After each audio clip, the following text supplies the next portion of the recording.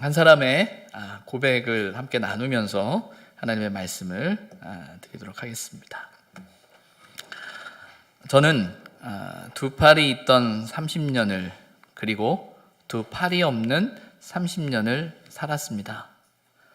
저는 둘 중에 두 팔 없는 삶, 그 30년이 제겐 더 행복합니다. 이 고백은 의수 화가인 석창우 화백의 고백입니다. 앞에 그림이 나오는데요.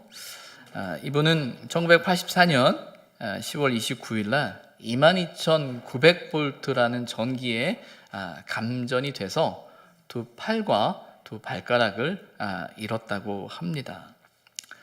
그러다가 어느 날 그 어린 아들이 아빠에게 그림을 그려달라고 했는데, 그때 당시에 이제 의수를 차고 있는 상황이고 또 그림을 전혀 그려보지 않으신 분이었는데, 그나마 아들이 뭔가를 해달란다라는 그것 때문에 하루 종일 그림을 하나 그렸다고 합니다. 그게 참새 그림이 돼요. 그래서 그게 이제 계기가 돼서 이제 그림을 시작하게 된 겁니다. 근데 아시는 분들 또 보신 분들 기억이 있으리라 생각하는데, 이분께서 그 소치 동계 패럴림픽 폐막식 퍼포먼스를, 그리고 또 평창에 있었던 평창 동계 패럴림픽 폐막식에 출연하셔서 멋진 수목 크로키를 그리셨습니다. 앞에 보이는 이 그림 또한 그 김연재 선수 아니죠 누구죠? 그 피겨 스케이팅? 김연재하고 김연아하고 헷갈렸습니다. 그렇죠? 김연아는 저렇게 돌고 김연재는 이렇게 돌고요. 네. 김연아 선수의 스케이팅하는 모습을 크로키로 그린 그림이 이분의 그림입니다. 그분은 자신이 두 팔을 잃은 것에 대해서 하나님의 계획이었다, 하나님의 프로그램이었다라고 그는 고백합니다. 두 팔을 잃고 나서 자신은 새 삶을 얻었다라고 이야기를 하고 있어요. 2015년도부터는 성경 필사를 시작하셨다고 합니다. 매일 4시간에서 5시간씩 높이 46cm, 길이 25m가 되어지는 그 화선지 115장, 길이로 따지면 2875m가 되는 그곳에 성경 필사를 해서 성경을 다 쓰셨다라고 해요. 뜻하지 않는 사건과 아픔, 그리고 그 고통이 어떻게 더 좋을 수 있겠습니까? 아픈 건 아픈 거고 뜻하지 않는 사건과 아픔은 우리에게 어려움을 주는 게 사실입니다. 그런데 이분은 그 사건을 통해서 삶의 가치와 의미를 다시금 발견하게 되고, 그리고 거기에서 참된 행복을 얻어가고 계시는 거죠. 그래서 그가 고백하는 것이 두 팔을 가지고 살았던 30년보다 두 팔 없는 30년이 제게는 더 행복합니다라고 고백하고 있는 것입니다. 그분에게 있어서는 가장 어렵고 힘들었던 삶의 경험과 그 계기가 그 삶의 의미를 찾아가는 기회가 되었음을 이분의 삶을 통해서 확인하게 됩니다. 예수님께서 고난을 당하시고 십자가에 달려 죽으시는 사건, 자신의 삶을 들여 예수님을 3년 동안 쫓았던 제자들에게 있어서는 너무나 절망적인 일이었습니다. 이제 다시금 자신들의 인생을, 삶의 자리를 살아내야 하는데 이제 어떻게 살아야 될 것인가라는 게 막막한 삶의 현실에 부딪힌 것이 제자들이죠. 전혀 예상치 못했던, 전혀 생각하지 못했던 삶의 문제를 그들이 봉착하게 된 것입니다. 그런데 그들의 절망, 그들의 아픔의 그 시간은 부활이라는 사건을 통해서 하나님의 뜻을 온전히 알아가는 계기가 되었음을 우리는 말씀을 통해서 발견하게 됩니다. 오늘 말씀 속에서 그 부활의 의미를 함께 고백하는 그 은혜가 있기를 소망합니다. 누가복음 24장의 말씀은 이 부활, 예수님의 부활의 사건을 다루고 있습니다. 예수님이 부활하셨다라는 이야기를 빈 무덤을 찾은 여인들을 통해서 그리고 엠마오로 가는 두 제자들의 대화와 함께 하셨던 예수님의 모습을 통해서, 그리고 11 제자에게 직접 나타나셔서 보이셨던 예수님의 말씀을 통해서 부활의 사건을 우리에게 이야기하고 있습니다. 특별히 누가복음은 그들의 입술을 통해서, 그리고 그가 써내려가는 이 누가복음의 내용을 통해서 이 부활의 사건의 의미를 우리에게 던지고 있는데, 그 의미는 무엇이냐면 하나님의 말씀을 기억하게 하는 거예요. 그래서 누가복음 24장 8절에 보게 되면 빈 무덤을 찾은 여인들을 통해서 예수의 말씀을 기억하게 하셨다라고 되어져 있습니다. 또 32절에 보게 되면 엠마오로 가는 두 제자들의 마음속에 예수님과 나누었던 그 대화 속에 그들의 마음이 뜨거워지는 것을 고백합니다. 또 오늘 우리가 읽은 이 45절의 말씀을 보게 되면 그들의 마음을 열어 성경을 깨닫게 하셨다라고 되어져 있어요. 누가복음이 말하고 있는 이 부활의 사건, 누가가 이야기하고 있는 부활의 사건은 그 하나님의 말씀의 깨달음에 그의 방향을, 그의 목적을 두고 있다라는 거죠. 그래서 누가가 말하고 있는 이 부활의 사건, 누가가 해석하고 있는 부활의 사건은 단지 사건이 아니에요. 그 사건 안에 담긴 의미, 가치를 우리에게 이야기하고 있는 것이죠. 어떤 의미와 어떤 가치가 거기에 숨겨져 있을까요? 오늘 우리가 읽은 본문에는 11 제자에게 나타나신 예수님, 그리고 그들에게 자신의 부활을 이야기하고 계시는 예수님의 모습이 나옵니다. 앞선 36절 본문에 보게 되면 당신이 자신의 손과 발, 못이 박혔던 손과 발을 보여주면서 내가 바로 그 십자가에 달렸던 예수다라고 이야기합니다. 그리고 지금 내 몸이 영이 아니라 실제다라고 이야기하면서 제자들과 함께 식사하시는 장면이 그려지고 있습니다. 그리고 우리가 읽은 이 44절 말씀에 그 식사함과 동시에 제자들에게 이 부활의 사건에 대해서, 지금 일어나고 있는 일들에 대해서 설명하십니다. 그 내용은 이렇죠. 내가 너희와 함께 있을 때에 너희에게 말한 바다. 그것은 모세의 율법과 선지자의 글과 시편의 나를 가리켜 기록된 모든 것이 이루어져야 할 것이다. 이 일은 하나님의 뜻이, 하나님의 말씀이 이루어져야 하는 과정 중에 있다라는 이야기죠. 그리고 더 나아가서 45절의 말씀을 통해서 이렇게 이야기합니다. 이에 그들의 마음을 열어 성경을 깨닫게 하셨다. 자, 이것이 하나님의 말씀의 성취고 모세의 율법, 선지자들의 글, 또 시편의 글 속에서 이미 언급되어졌던 하나님의 말씀의 완성이며 성취인데, 그러면 그것이 어떤 것이냐라고 설명하고 계시는 거예요. 그 첫 번째가 이거죠. 그들에게 그리스도가 고난을 받고 제3일에 죽은 자 가운데서 살아날 것을 의미합니다. 그 가르침, 깨닫게 하시는 것, 그리스도의 고난당하심, 그의 죽으심, 그의 부활하심이 하나님의 뜻 가운데 하나님의 말씀이었구나라는 사실을 깨닫게 하시는 거예요. 근데 이어지는 47절을 보게 되면 이런 말씀이 있습니다. 또 그의 이름으로 죄 사함을 받게 하는 회개가 예루살렘에서 시작하여 모든 족속에게 전파될 것이 기록되었으니라는 거예요. 그리스도의 고난, 그리스도의 죽음, 그리스도의 부활로 이 사건이 끝나는 것이 아니라 이 사건의 목적이 어디에 있느냐라는 걸 설명하고 있는 겁니다. 어디에 있다고요? 그의 이름으로 죄 사함을 받게 하는 회개가 일어난다라는 겁니다. 그리고 그 회개가 예루살렘으로부터 시작해서 모든 족속에게 전파될 것이고 너희는 이 일의 증인이 될 것이다 라고 이야기하고 계시는 거예요. 그리고 이 일을 감당하기 위해 때가 이를 때까지 이 성에 머물라라고 오늘 성경은 우리에게 말하고 있는 것이죠. 누가에게 있어서 부활의 사건의 의미는 무엇입니까? 그리스도의 고난, 그리스도의 죽음, 그 부활을 통해 누가가 하나님의 뜻이라고 고백하며 주님의 입술을 통해서 말씀하는 것은 회개예요. 부활의 사건은 회개다라고 이야기하고 있는 것이죠. 우리에게 죄 사함을 받게 하는 그 회개가 전파되도록, 회개의 역사가 일어나도록 이야기하고 있는 겁니다. 사도행전 5장 30절과 31절에 보게 되면 이런 고백이 나옵니다. 너희가 나무에 달아 죽인 예수를 우리가 조상의 하나님이 살리시고 이스라엘에게 회개함과 죄사함을 주시려고 그를 오른손으로 높이사 임금과 구주로 삼으셨다라는 말씀이 나옵니다.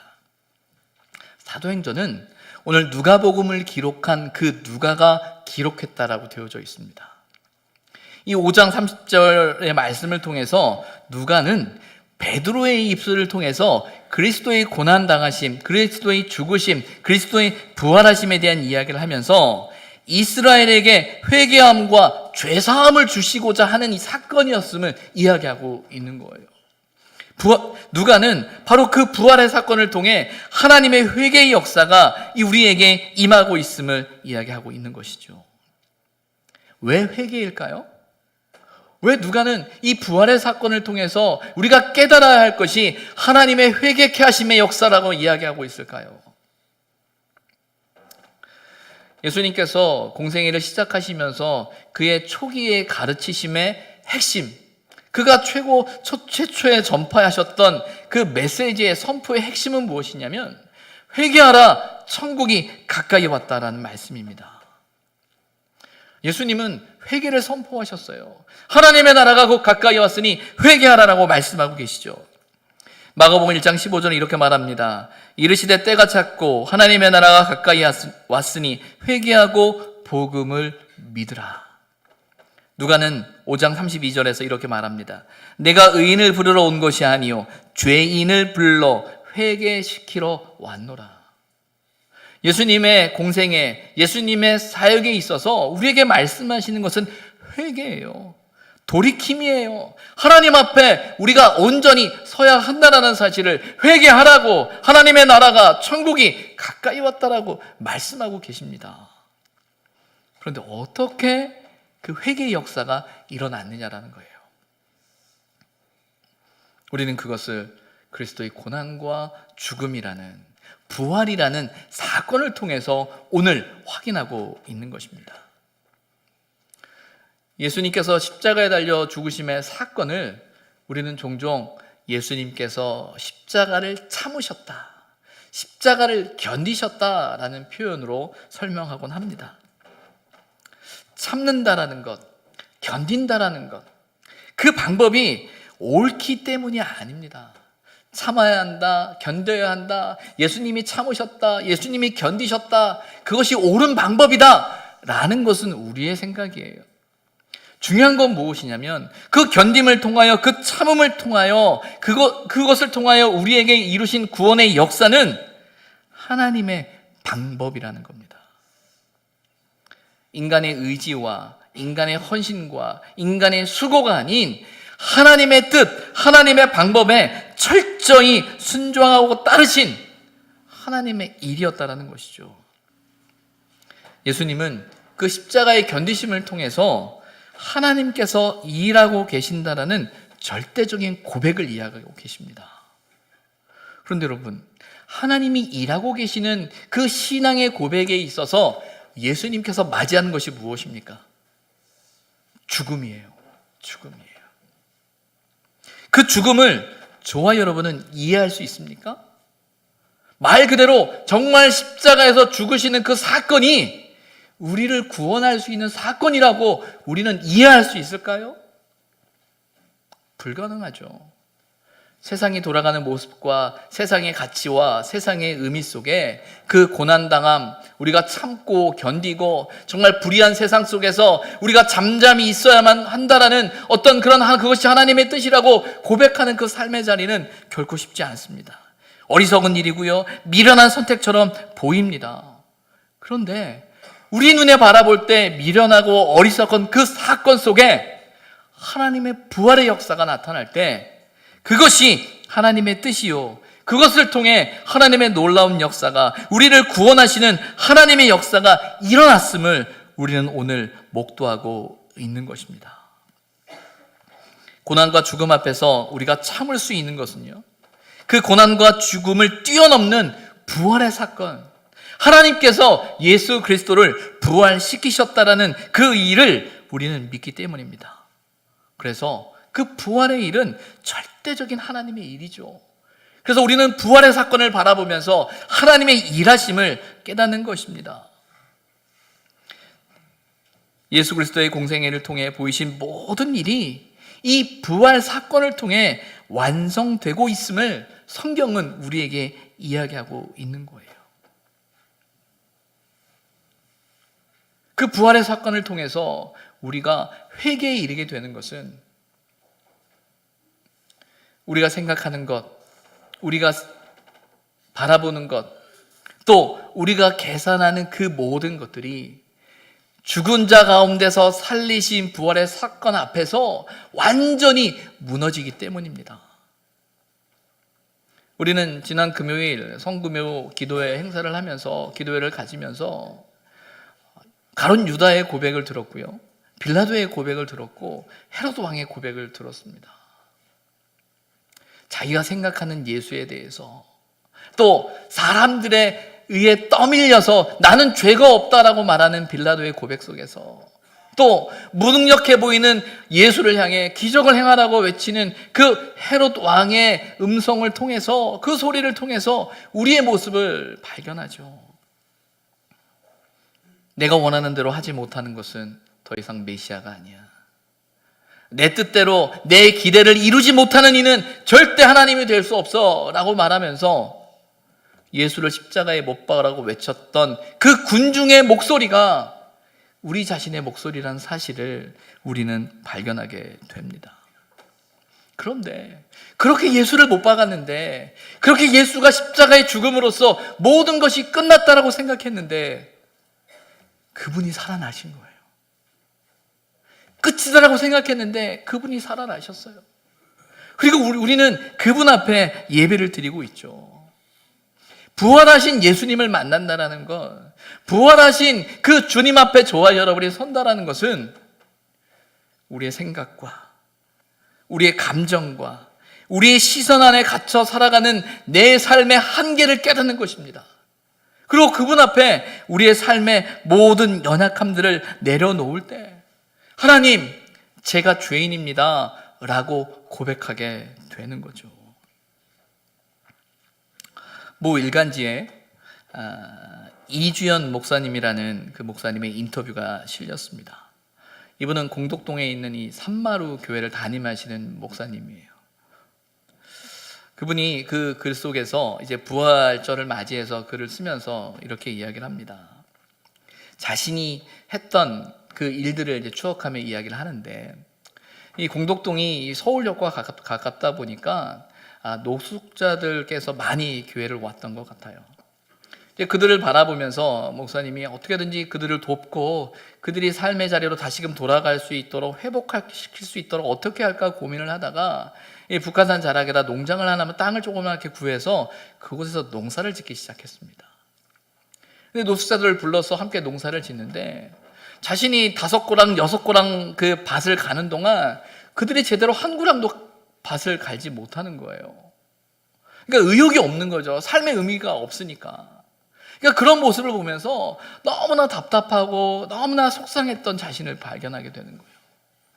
그런데다가 그 일을 계속하면 할수록 뭔가 변하지 않는 그들의 모습 앞에서 그가 무기력증에 빠졌다라고 해요.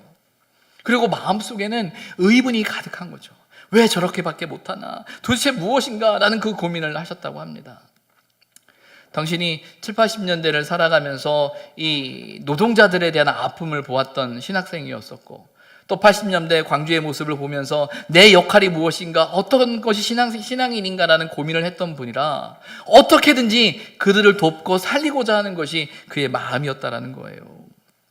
그런데 그 절망 앞에서, 그 무기력 앞에서 그가 깨달은 것은 내가 복음이 아닌 율법으로 살았구나라는 생각을 하기 시작하셨다고 해요. 그러면서 그가 다시 성경을 읽기 시작했을 때 그가 깨달은 것은 사랑이었다라는 겁니다. 왜 초대교회가 목숨을 걸 수 있는 사랑의 공동체가 될 수 있었을까 했을 때 그것은 바로 사랑이었다는 거예요. 그 사랑이 무엇인가? 상식적으로 판단해 보면 예수님은 심판자이셔야 하죠. 그러나 그 심판자이셔야 할 예수께서 당신이 스스로 죄인이 되어주시고 십자가에 달려 죽으시는 그 사건, 그리고 부활하심을 통해서 우리에게 말씀하시는 그 음성을 들은 거예요. 사랑이죠. 용서죠. 화해죠. 자신의 의분으로 가득했던, 그리고 그 의분 때문에 소진되어졌던 에너지가 하나님의 사랑으로 다시금 충전되었다라는 고백을 하고 있습니다. 그러면서 그분이 이런 이야기를 해요. 우리가 사랑에 이르는 길은 청산이나 정죄가 아닌 회개라고 강조하고 계세요. 요즘 우리가 청산이란 말 많이 쓰죠. 적폐청산 뭐 이렇게 하다 보니까 그 말을 많이 쓰는 것 같아요. 저도 그분의 글을 읽으면서 회개와 청산에 대해서 이렇게 이야기하시는 그 청산과 회개가 제 마음에 많이 와 닿았어요. 그분은 이렇게 이야기합니다. 청산은 원한과 원수를 낳는다고 합니다. 그런데 회개는 치유와 화해와 용서를 일으킨다라는 거예요. 왜 청산하겠어요? 야, 이대로는 안 돼. 모든 것을 정리하고 이제 다시 시작해야 돼. 깨끗한 세상을 만들어야 돼. 깨끗하게 시작해야 돼. 라는 것이 우리의 계산이고 우리의 생각이고 우리의 마음이에요. 근데 문제는 우리가 행하는 그 청산은 결코 우리를 회복시킬 수 없다는 거예요. 또 다른 원수와 또 다른 원한을 만들 수밖에 없는 게 그것이라는 거죠. 그런데 회개는 치유와 화해와 용서를 우리 안에 일으킨다라는 거예요. 초대교회는 바로 그 회개의 공동체라는 거예요. 어떻게 그 회개의 공동체가 됐습니까?